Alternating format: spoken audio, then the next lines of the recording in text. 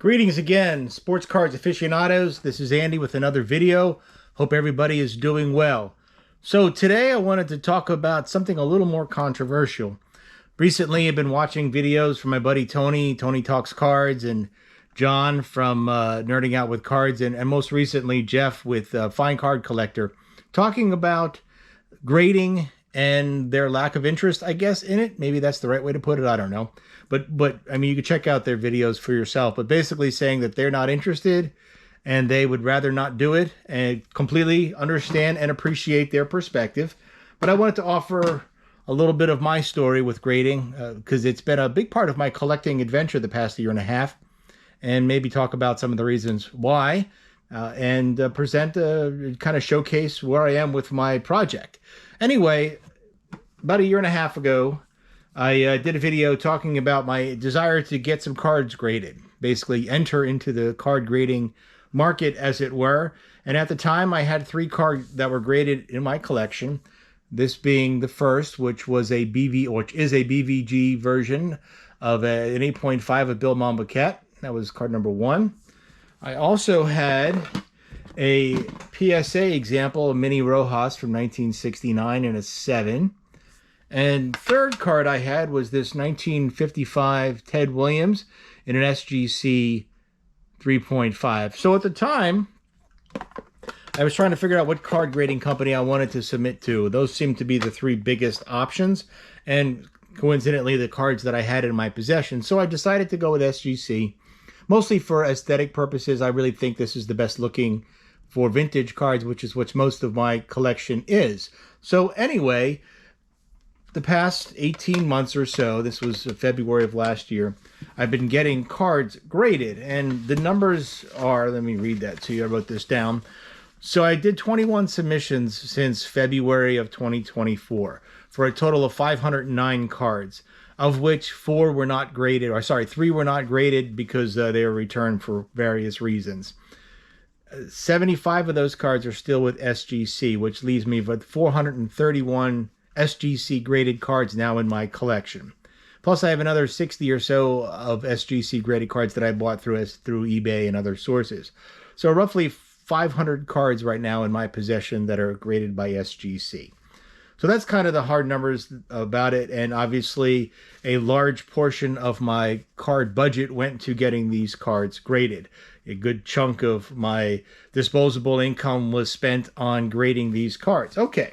So that being said, going now into why I wanted to do this, mostly just to try something I had never done. You know, card grading is becoming, or however you want to phrase it, a big part of or an option within the hobby itself. I don't know if it's a big portion, but it is a portion of the hobby. It's another way you can collect cards, and something I hadn't done before, and it seemed interesting to me. I certainly wanted to try it.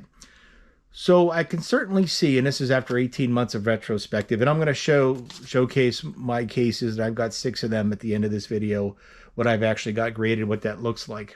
But I can certainly appreciate how it can be painful.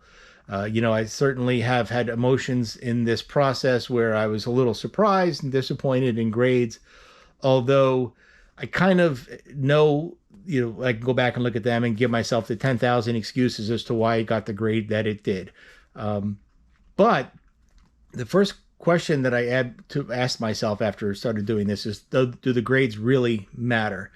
And I don't think they matter in the sense that, and I guess the answer is it depends. They don't matter in the sense that they don't make the cards more valuable, right? At least I would argue that they don't. Most cards fall into the center of the bell curve when it comes to grades. And unless you're one of those very, lucky people to get a pristine card graded, most cards are going to fall into about where they should in terms of pricing based on, the average cost for cards of that grade or that quality. I do think that card grading makes it easier to get a price. So if you're trying to estimate how much it would cost you to buy a card, or how much you could value your card collection at, or do comparative, studies of value versus, time with your cards, having them graded certainly makes it easier to determine price. So part of my whole process is to try and enjoy this card grading adventure as much as possible. And to do that, I had to accept a couple of things. And these are things that I think are key to really getting the most out of a grading experience, at least from my perspective. first of all, you have to accept to yourself that it's completely arbitrary and no consistencies between the companies and within the companies themselves. There's just a matter of, what kind of day is the grader having, how many cards have they seen that of that type. Mickey Mantle cards they seem to look at more closely. Certain key cards like the Nolan Ryan rookie they spend more time with. So it does vary based on the card, based on the grader, based on the company. So all these inconsistencies make it difficult to predict, or to at least see some relative, stability within the grading system. I also believe that pre-grading your cards, from my perspective, is useless. I won't spend any time doing it. The cards that I've been submitting are cards that I already own, stuff that I had from collecting sets or buying, or even some of them date back to when I was a young person. So for me to sit down and try and determine what they're going to do, I just don't have that skill set, that knowledge, and or the crystal ball necessary to do so. I also think that the price that it costs to grade is really an undefendable thing. It's like anything else that's in the card, industry. We really can't. It's supposed to be hobby, and it's supposed to be something we do for fun. At least that's how I feel about it. If you start to, judge or assess or critique your spending, then it's probably a question you need to raise with regards to everything about the hobby. I can't defend that it costs this amount of money. I can say that, as the buyer, we control the price. If it's desirable and something we want and we want to spend money on it, we will. The price will go up. If it's something we're not interested in and we vote not to buy it, then the price will eventually go down. It's just free market metrics. So with all this in mind, why do I actually continue to grade? Because I still have 3 submissions in, and I'm probably going to have a few more afterwards. I think it's actually pretty fun. It's certainly rewarding when the cards come back. Grades sometimes surprise you in a positive way. And for me, the most grades are about the same, meaning that I pretty much have the same eye when I go to buy cards for things that I like.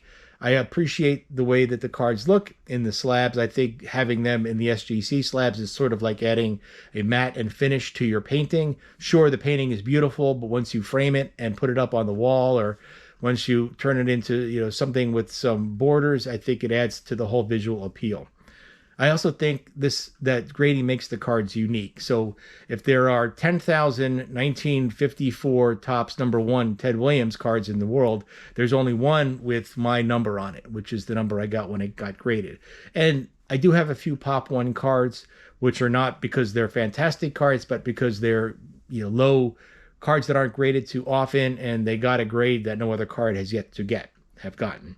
So they do make them a little more unique and traceable too. So if you have a card you want to tell a story about, and then you keep what that serial number is, you know where that card is, or what that card is doing. And I also think it also tells us a little bit about who we are as a collector. And I talked about my grades all being consistent within, a few points of each other for the most part. Basically, I like cards of a certain type, and those cards typically grade around a 5. And that's just the way I am as a collector. So, if I see a card that's available as a 5, I know it's possibly going to make me happy and may find something about it I like. So it does give me some insight as to how I am as a collector. With all that in mind, moving on to my last little section here, there are certainly dangers about grading.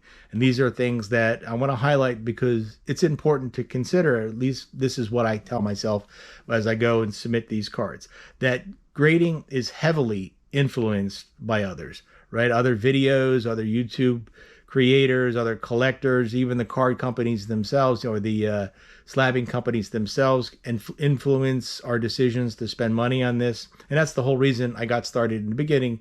Had I not known about grading, I never would have done it. Had it not been something other collectors had talked about, I wouldn't have done it. Also, it can get a little bit out of hand, and we could argue that that's all different for every individual collector, but sometimes grading becomes the focus more so than the cards, and I could certainly see how that could be the case. I also want to point out that the hobby is very changeable. Over time, things about the hobby change. We as collectors change. Things that are important to us change. I like to use the example of the screw down holders from the 80s. If you collected cards back then, that was all the rage, right? You put your expensive, valuable cards in these 2 pieces of heavy lucite or Lexan, and then you screw the heck out of it to keep it all compressed, and that would protect your card forever.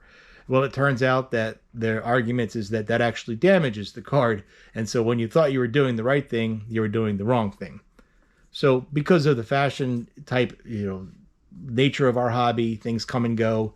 It's always a possibility that slabbing cards will fall out of fashion, and the things that we love about it, that I like about it now, will stop being things that I care about. If that's the case, we'll cross that bridge. But it is possible, right? There are card grading companies that have disappeared, and I remember there was a company that had done grading as a computer process where they had been able to produce images of everything that they found flaws about in the cards. I don't know if they're still around or not. I don't even remember their name. But anyway, that's my 10-minute talk about grading. I really appreciate you listening, and wish you all the best of luck. The next part of this video, I'm going to do a quick showcase of my 6 cases of graded cards, about 500 cards in my possession, and look forward to your feedback, your comments, and your thoughts on it. Thanks, everybody. I hope you're having a great weekend, and I hope you have a great week. Take care.